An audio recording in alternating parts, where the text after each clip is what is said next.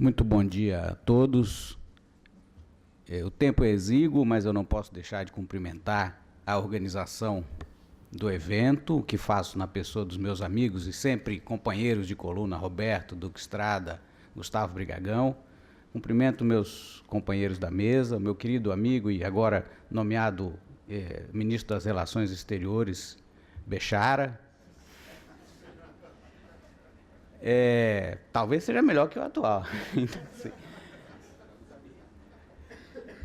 O tema é, como anunciou nosso presidente, a exclusão do ICMS da base de cálculo PIS e COFINS e, especificamente, a solução de consulta interna 13 da COSIT.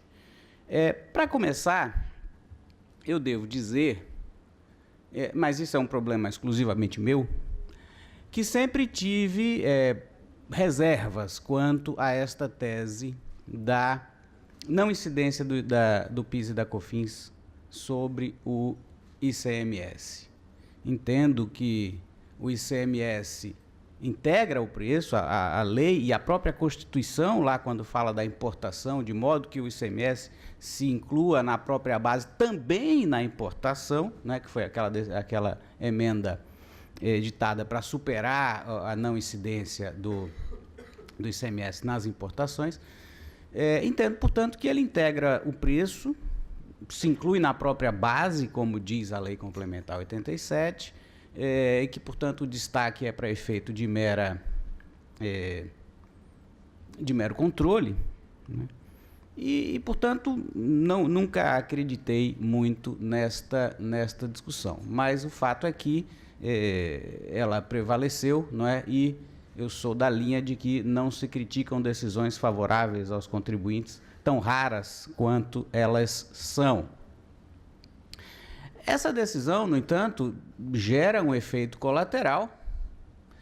Eu algumas vezes, alguns amigos aqui presentes talvez possam testemunhá-lo, eu adverti em privado, né, porque as más ideias a gente não escreve, a não ser sem querer, mas eu vinha discutindo privadamente com amigos, dizendo, olha, há o risco de essa tese levar a uma criminalização da inadimplência, porque se a receita, se aquele valor não pertence ao contribuinte de direito, mas pertence desde logo ao Estado,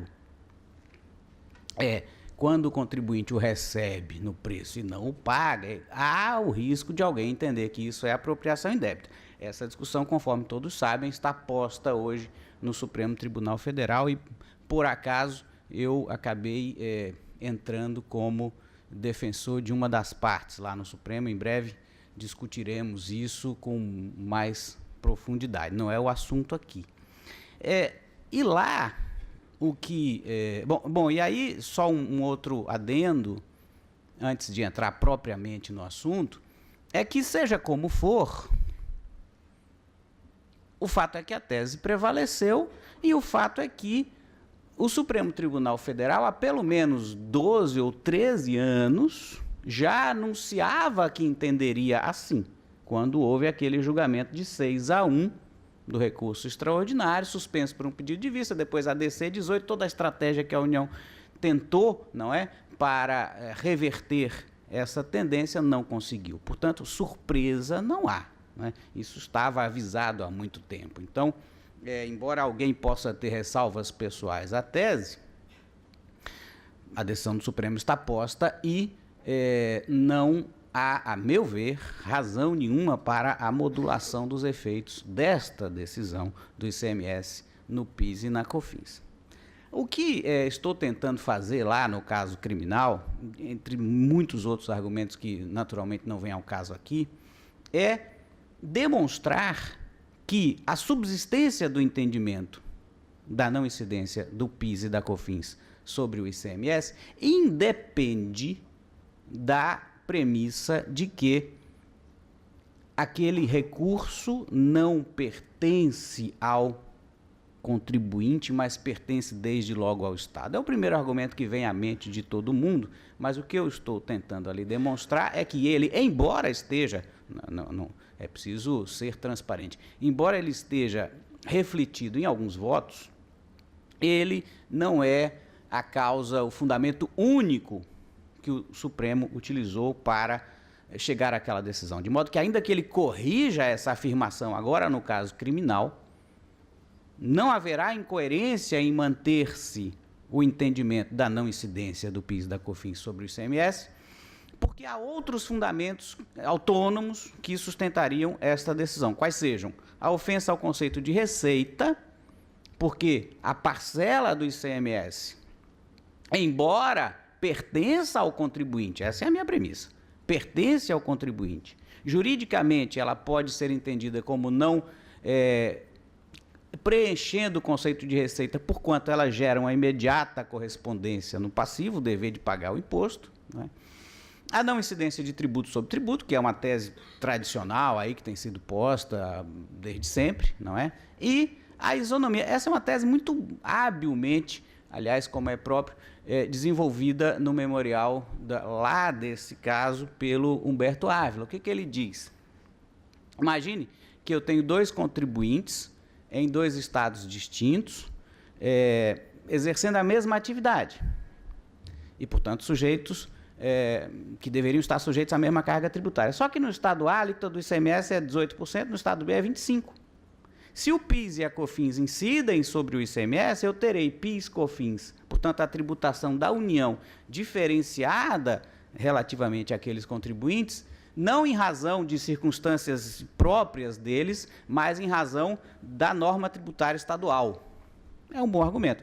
Então, me parece que é possível compatibilizar, esse é o desafio, compatibilizar a manutenção desse acórdão com, que de fato está posto, né, e não imagino que o Supremo, embora haja pedido, não imagino que ele vá desdizer o que disse, no fundo ele vai no máximo discutir a modulação, com a não criminalização da inadimplência, que me parece uma discussão importante no momento.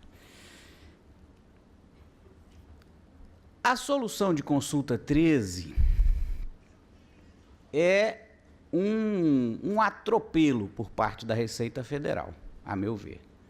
Porque, primeiro, e aqui mais uma vez correndo o risco de ser pouco agradável, mas para mim, numa leitura ou em várias leituras que fiz do acórdão, do PIS/COFINS sobre ICMS, não consegui extrair uma posição clara do Supremo a respeito desse assunto. ICMS destacado ou ICMS a pagar. Uma hora disse uma coisa, outra hora disse outra. Os contribuintes, naturalmente, privilegiam aqueles trechos que mencionam o ICMS destacado, a Receita e a Procuradoria da Fazenda Nacional, aqueles que mencionam o ICMS a pagar. O fato é que há ali insumos para todos os gostos. Portanto, eu acho que o acórdão é ambíguo. Para mim, pelo menos, não há uma indicação clara do Supremo do que ele quis ali excluir. Quis excluir o ICMS. Agora, qual?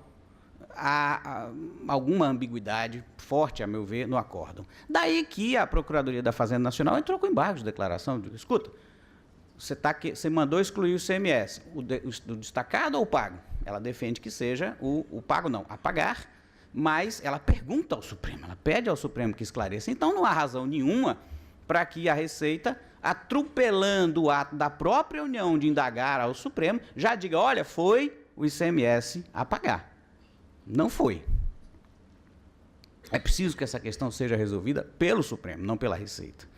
De toda maneira, eu faço um alerta ali de que, mesmo a tese da Receita e da COSIT, né, e da Procuradoria da Fazenda Nacional nos embargos, é de que a exclusão se limita ao ICMS a pagar, não ao ICMS efetivamente pago, o que é diferente.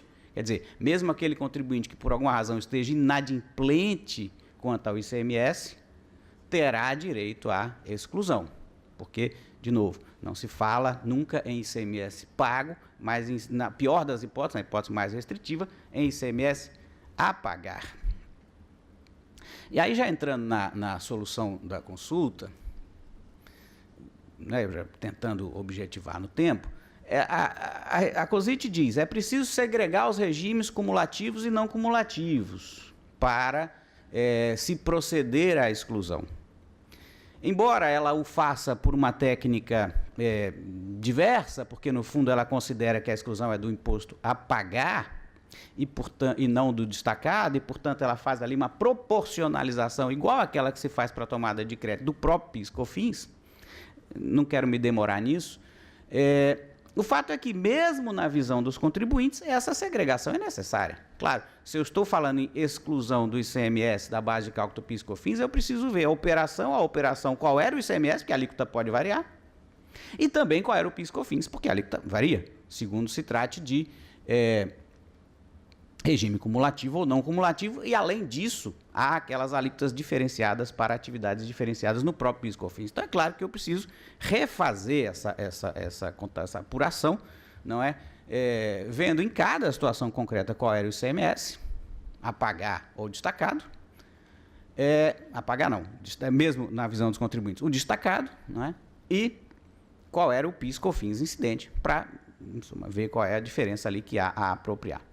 E aí eu peço desculpas a vocês por alguns quadros, não quero, assim, assustar ninguém, mas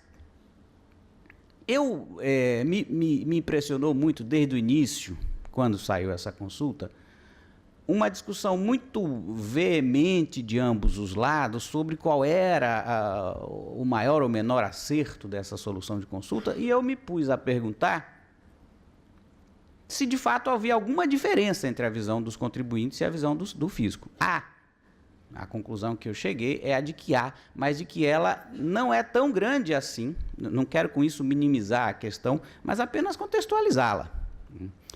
E aí eu fiz 5 quadros. Obviamente não vou ficar lendo números aqui, mas todos, os senhores verão, todos partem de 3 operações com o mesmo preço, o mesmo ICMS. Eu pus uma alíquota diferenciada ali no meio da cadeia só como um teste. Eu fiz dezenas de testes, né, e consegui extrair, eu acho, uma lógica subjacente que eu vou tentar explicar. Em todos, portanto, até a 4ª linha, todos são idênticos. Todos os quadros até a 4ª linha são iguais.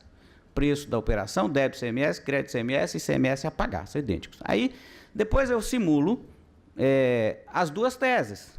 Preço livre do ICMS destacado, que é a visão dos contribuintes, portanto, porque aí seria a base do PIS e da COFINS, né? PIS e COFINS sem ICMS destacado, ou PIS e COFINS sem ICMS a pagar, que vai ser na próxima tabela.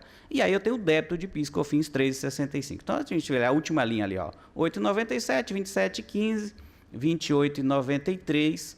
Esse é o quadro 1, PIS, COFINS cumulativos, exclusão do ICMS destacado, tese dos contribuintes. Depois, PIS e COFINS cumulativos, exclusão do ICMS a recolher. Até a 4ª linha tudo é igual. Preço livre do ICMS a pagar, não mais preço livre do ICMS destacado, como era no anterior. E a última linha, portanto, valores maiores. Vejam ali que na primeira era... Na segunda operação era 27, alguma coisa, que é 29. Né? Eu não sei como é que volta aqui, mas é no vermelho. Ó a última linha, 29,12, 31,80 e 97, 27,15, 29 e pouco. Ou seja, claro, no regime cumulativo, claramente a visão da receita da solução COSIT leva a um resultado maior. No regime não. Então, salvo na primeira etapa, onde não há crédito de ICMS, no meu exemplo, né? E, portanto, o valor livre do ICMS destacado e o valor livre do ICMS a pagar é igual. Portanto, o resultado na primeira coluna é igual. Nas 2 simulações, PIS e COFINS são idênticos. Salvo ali, o valor é sempre maior no sistema da Receita. E a diferença, aí é que deu um pouquinho de trabalho para tentar entender o que havia por trás disso. A diferença decorre de quê? Decorre de um efeito de recuperação que o modelo da Receita enseja. Porque, vejam, se eu excluo só o ICMS a pagar no modelo da Receita, é lógico que o ICMS que incidiu na etapa anterior e que é o crédito que esse contribuinte vai tomar, o ICMS a pagar na etapa anterior, ele foi excluído lá atrás porque ele era ICMS a pagar. Mas agora, como ele é crédito e, portanto, o ICMS a pagar pelo novo não reitera aquele, o PIS e a COFINS, que não incidiram no primeiro momento, agora incidem. É o chamado efeito de recuperação. Meu tempo está esgotado, mas eu vou ter que ir mais um pouquinho. Aí a coisa se complica um pouco. São 3 quadros. Agora do PIS e COFINS não cumulativos. Portanto, eu tenho lá, agora muda ali para baixo, que eu tenho débito de PIS e COFINS, crédito de PIS e COFINS e PIS e COFINS a pagar, é o regime não cumulativo, não é? E aí eu faço 3 simulações. Primeiro, exclusão do ICMS destacado, que é a tese dos contribuintes, mas com um plus, que é também, segundo eu consegui depreender, a tese dos contribuintes. Eu quero excluir, vejam isso, eu quero excluir, doutor Agostinho, o PIS e a COFINS, o ICMS, melhor dizendo, do meu débito de PIS e COFINS, mas não do meu crédito.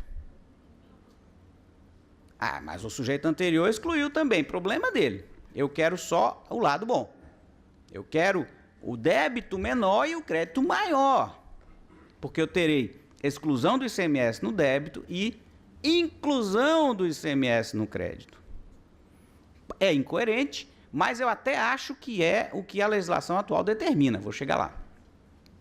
Então vejam, o que interessa aqui é só fazer uma linha oblíqua ali, ó, entre débito de PIS e COFINS e crédito de PIS e COFINS. Né? Eu tenho um débito de 22 e um crédito na etapa seguinte de 27. Não tem um crédito igual ao débito anterior, exatamente por esse efeito. Porque eu excluo aqui, mas não excluo lá.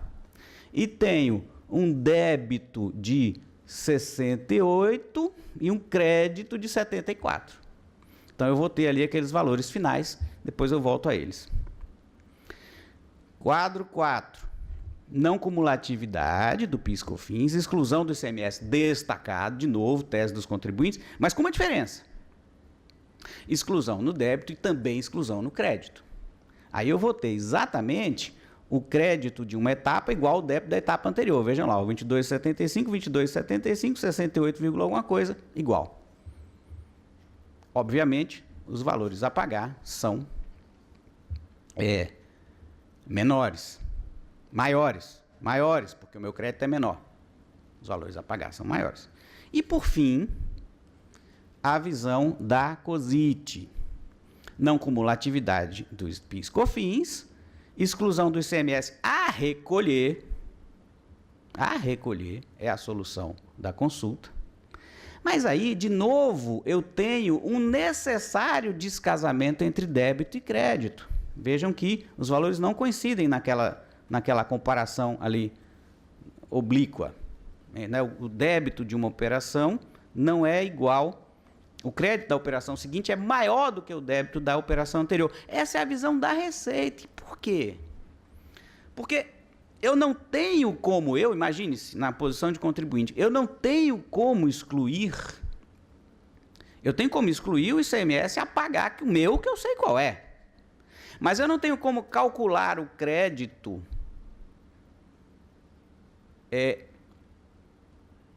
considerando o ICMS a pagar do meu antecessor, porque simplesmente eu não sei qual é. O que vem destacado na nota é o ICMS destacado. Quanto daquilo ele teve que pagar em dinheiro, ninguém sabe, só ele. Porque eu tenho que conhecer a contabilidade dele, a apuração dele, os créditos dele. Como eu não tenho como fazer isso, eu tenho que apurar o meu crédito considerando o valor cheio. Portanto, vejam que eu tenho, de novo, um descasamento. E aí eu tento explicar o porquê disso. Resumidamente, vejam lá, o critério aplicado no quadro 3, que é o melhor de todos para o contribuinte, exclusão do ICMS só no débito, mas não no crédito, leva a uma receita total de 65, que é a soma do PIS e COFINS nas 3 operações, enquanto os aplicados nos quadros 4 e 5 levam a uma arrecadação total de 75. Aí vejam que curioso. Isso é que eu queria demonstrar. Se eu considero a exclusão no débito e no crédito,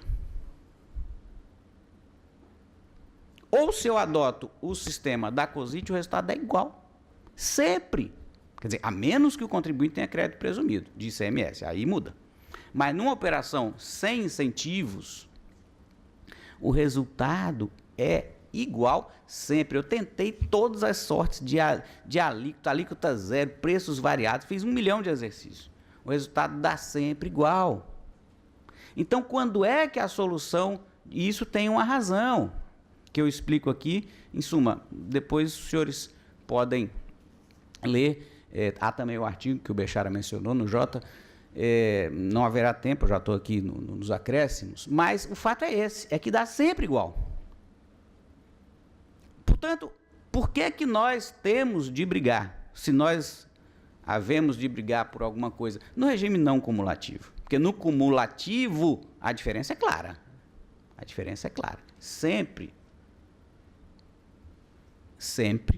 o critério da solução COSIT é pior no cumulativo. O que já basta para dizer que há um problema aqui e que nós temos que escolher juridicamente, que até agora eu não falei de jurídico, estou falando só de economia, cálculo, número.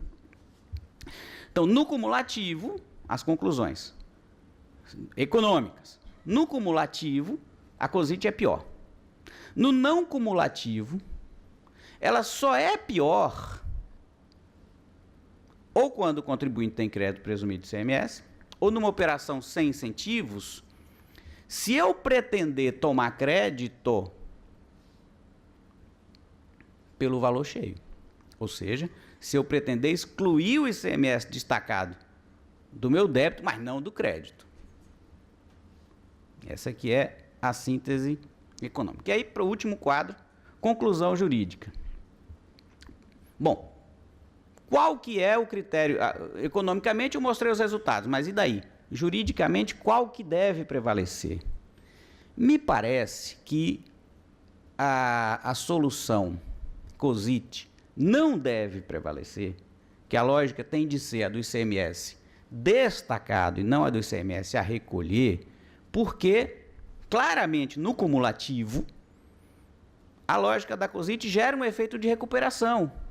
O PIS e a COFINS que não incidiram sobre o ICMS no momento 1, incidem no momento 2. E se eu estou falando em não incidência do PIS e da COFINS sobre o ICMS, não tem sentido permitir essa incidência retardada.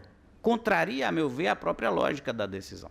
Então, me parece que a solução da consulta contraria a lógica da decisão. Não é? Agora, para o regime não cumulativo, o lógico, a meu ver, é excluir o ICMS no débito e também no crédito.